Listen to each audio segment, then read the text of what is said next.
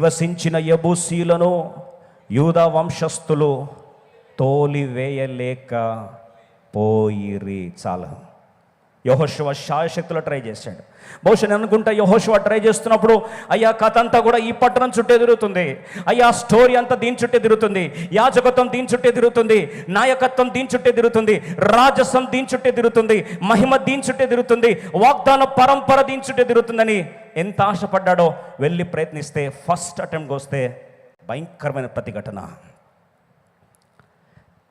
యెహోషువ ట్రాక్ రికార్డులో, జాషువా క్యాలెబ్ల ట్రాక్ రికార్డులో యెరూషలేములో నివసించిన యెబూసీయులను యూదా వంశస్థులు తోలి వేయలేకపోయారే.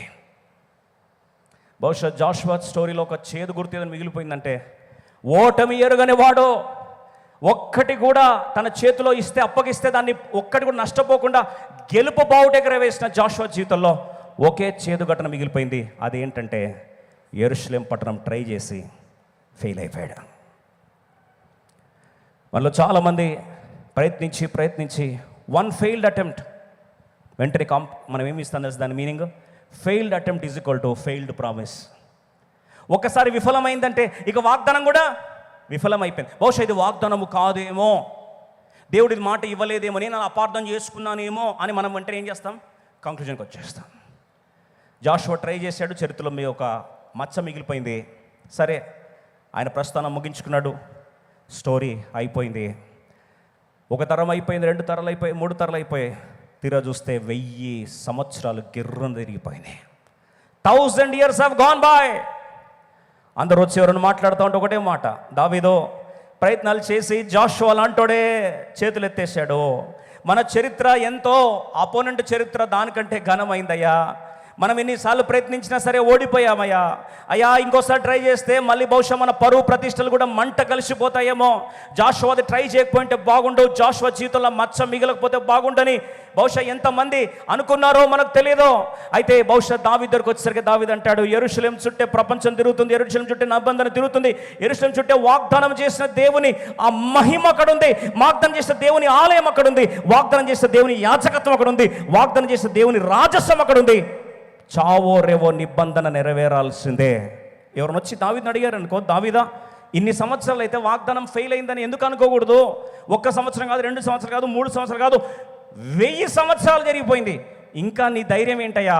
ద్వితీయోపదేశకాండం 7వ అధ్యాయం 9వ వచనం. బహుశా దావీదు ధైర్యం ఇదే, ఈరోజు మన ధైర్యం ఇదే. ద్వితీయోపదేశకాండం 7వ అధ్యాయం 9, డ్యూటెరోనమీ చాప్టర్ 7 verse 9. ద్వితీయోపదేశకాండము 7వ అధ్యాయము 9వ వచనం అందరం కలిసి చదువుకుందాం. ఇన్ని సంవత్సరాల వాగ్దానాలు ఏమైపోయాయి? ఒక తరం అయిపోతుంది. అరే, తాతల ముత్తాతల కాలం ఇచ్చిన వాగ్దానం మన సమయంలో కూడా నెరవేర్చకపోతే ఇంకెందుకు ఎదురు చూడాలి అని ఈరోజు చల్లారిపోయి, time has cancelled all the covenants of God. కాలచక్రంలో దేవుని నిబంధనలు అన్నీ కూడా చల్లారిపోయాయి, మంట కలిసిపోయాయని చెప్పి బాధపడుతూ ఈరోజు దేవుని ముందరకు వచ్చుంటే కలిసి ద్వితీయోపదేశకాండం 7:9 అందరం కలిసి చదువుకుందాం. కాబట్టి నీ దేవుడైన యెహోవా తానే దేవుడనియు, తను ప్రేమించి తన ఆజ్ఞలను అనుసరించి నడుచుకున్న వారికి తన నిబంధనను స్థిరపరచువాడును, 1000 తరముల వరకు కృప చూపువాడును, నమ్మదగిన దేవుడు. చాలు. దావీదు నమ్మింది ఒకటే, నేను నమ్మదగిన వాడనైనా సరే నా ప్రభు ఎవరు? నమ్మదగిన దేవుడు. ఎంత నమ్మదగిన వాడంటే 1000 తరముల వరకు తన నిబంధన ఏం చేస్తాడు? స్థిరపరుస్తాడు. నా ప్రభు మాట ఇస్తే కాలచక్రం నా మాటను, దేవుని మాటను కొట్టివేసే అంత సత్తా కాలానికి లేదు. ఏంటయ్యా దావీదు నీ ధైర్యం అంటే ఒకటే మాట, నేను నమ్ముతున్న దేవుడు, నిబంధన చేసిన దేవుడు, నిబంధనను స్థిరపరిచే క్రమంలో 1000 తరముల వరకు నమ్మదగిన దేవుడు. ఎన్ని తరాలు చూసావు? 1000 తరాలు చూడలేదు కదా. 1000 సంవత్సరాలు వేరు, 1000 తరాలు వేరు. డిఫరెన్స్ అర్థం చేతులు ఎత్తారా? 1000 years are different, 1000 generations are different. 1000 సంవత్సరాలు దేవునికి ఒక లెక్క కాదు. ఈరోజు వాగ్దానం చేసిన దేవుడు నమ్మదగిన వాడు. I know the faithfulness of my God who made this covenant. నిబంధన చేసినోడు ఎవరో నాకు తెలుసు. ఆయన ఎవరు అంటే నమ్మదగిన దేవుడు. దావీదు ఎంత నమ్మదగినోడయ్యా. యెహోషువ ఫెయిల్ అయింది, నీకు తెలీదా? యెహోషువ ఫెయిల్ అయి ఉండొచ్చు, కానీ నిబంధన ఫెయిల్ కాదు. పూర్వీకులు చేతులెత్తేసి ఉండొచ్చు, కానీ నిబంధన ఫెయిల్ కాదు. ఎందుకంటే నేను మనుషులను చూడట్లేదు, వాగ్దానం ఇచ్చిన దేవుడు, నిబంధన చేసిన వాడు నమ్మదగిన దేవుడు. ఎప్పుడైతే ఆ ధైర్యం దావీదుకు వచ్చిందో చూడండి, నిబంధన చేసే దేవుడు నిబంధన ఏం చేస్తాడు? నెరవేరుస్తాడు. బహుశా తను అడిగితే అంటాడు, సమయము కాలము దేవుడు చేసిన నిబంధన ఎప్పటికీ కొట్టివేసేంత సీన్ సమయానికి లేదు. ఎందుకంటే దేవుడు సమయానికి వెలుపల సమయాన్ని నిర్మించిన దేవునికి సమయపు హద్దుబాట్లు దేవునికి వర్తించవు. ఎవ్రీబడి ఎల్స్ సా జెబూసైట్స్, డేవిడ్ సా కవనెంట్. మిగతా వాళ్ళందరూ యెబూసీయులను చూసి భయపడిపోయారు. దావీదు ఒక్కడే దేన్ని చూశాడండి? నిబంధనను చూశాడు. మిగతా వాళ్ళందరూ గొలియాతు చూసి భయపడిపోయారు. దావీదు ఒక్కడే నిబంధనను జ్ఞాపకం చేసుకున్నాడు. ఒక మాట చెప్తాను, నిబంధనను గుర్తు చేసింది ఎవరు చెప్పలా? నిబంధన గుర్తు చేసింది ఎవరు తెలుసా? మెల్కీసెదెకు యాజకుడు. మెల్కీసెదెకు యాజకుడు ఎక్కడి నుంచి వచ్చాడో? ఎక్కడి నుంచి వచ్చాడో త్వరగా చెప్పాలి. ఎక్కడి నుంచి వచ్చాడో? షాలేము పట్టణం నుంచి వచ్చాడు. ఏదైనా సరే కథ దేని చుట్టూ తిరుగుతుంది? యెరూషలేం చుట్టూ తిరుగుతుంది. ఇప్పుడు బాగా వినండి, ఈ యెరూషలేం మీద ఎవరు కూర్చున్నారండి? ఇప్పుడు యెబూసీలు కూర్చున్నారు. బాగా వినండి, అంటే యెబూసీలు దేని మీద కూర్చున్నారు? ఆశీర్వాదానికి కేంద్రమైన స్థలం మీద కూర్చున్నారు. Always remember your strongholds are occupied by enemy, because enemy knows what is the value behind the stronghold. ఆ కంచుకోట వెనుకలు ఉన్న విలువేంటో శత్రువుకు తెలుసు కనుక శత్రువు ఆక్రమించుకునేది ఏదండి? కంచుకోటల మీదే కూర్చుంటాడు, స్థావరాలు ఏర్పరచుకొని కూర్చుంటాడు. ఆ స్థావరాలు కూల్చే క్రమంలో ఈరోజు నీరసించిపోయిన ఓ సహోదరి సోదరా, దేవుని సేవకుని జ్ఞాపకం చేస్తున్నా. దేవుడు ఈరోజు తిరిగి ప్రత్యక్షతనిచ్చి నీ కంచుకోట నీ ఆశీర్వాదానికి కేంద్రం అనే సత్యాన్ని దేవుని సేవకునిగా గుర్తు చేస్తున్నా.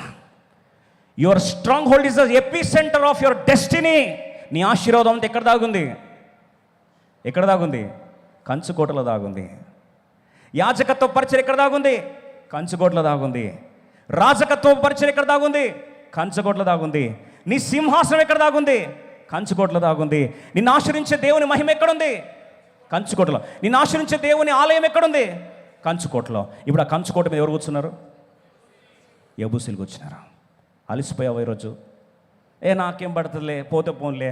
అరే, కంచుకోటను కూల్చాల్సినంత అవసరం నాకుందా? అంత రిస్క్ తీసుకోవాలంటే రిస్క్ తీసుకోవాలి. ఎందుకంటే నీ ఆశీర్వాదం అంతా దేని చుట్టూ ఉంది?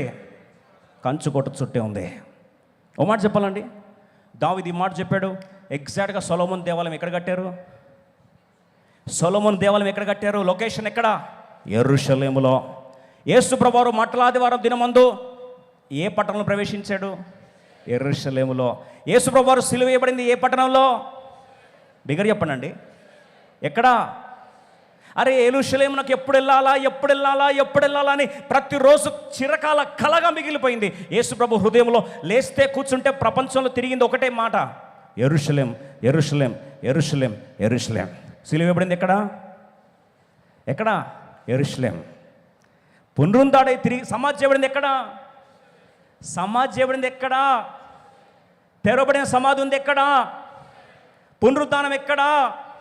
పెంతెకొస్తు ఉద్యమం ఎక్కడ?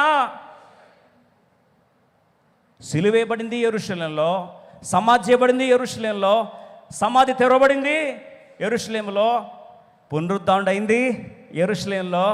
పెంతెకొస్తు ఉద్యమము కోట్లాది మందికి పరిశుద్ధాత్మ దేవుని విస్ఫోటన లాంటి శక్తి, మహాశక్తి రిలీజ్ అయింది. ఇనాగ్రల్ జరిగింది ఎక్కడ? యెరూషలేం. భూత వర్తమాన భవిష్యత్తులు శాసించేది ఏదైనా స్థలం ఉందంటే అది నీ కంచుకోట అనే సత్యాన్ని దేవుని సేవకునికి జ్ఞాపకం చేస్తున్నా. And your strong hold has got a destiny for ever. ఎన్నో సంవత్సరాలు, వందల సంవత్సరాల నిత్యత్వపు ఆశీర్వాదం నిన్ను ఏదైతే కంచుకోట పట్టి పీడిస్తుందో, ఏది ఎదుర్కోవడానికి భయపడుతున్నావో, ఏది స్వాస్థ్యంగా సంపాదించుకోవడానికి ఈరోజు చల్లారిపోయి నిరసించిపోయావో, ఆ ప్రాంతంలోనే నిత్యాశీర్వాదం, నిత్య స్వాస్థ్యం, నీ చరిత్రలు దీవించే స్వాస్థ్యము ఆ ప్రాంతంలో దాగి ఉంది. వాటిని కూల్చే సత్తా దేవుడు నీకు దయచేయునుగాక.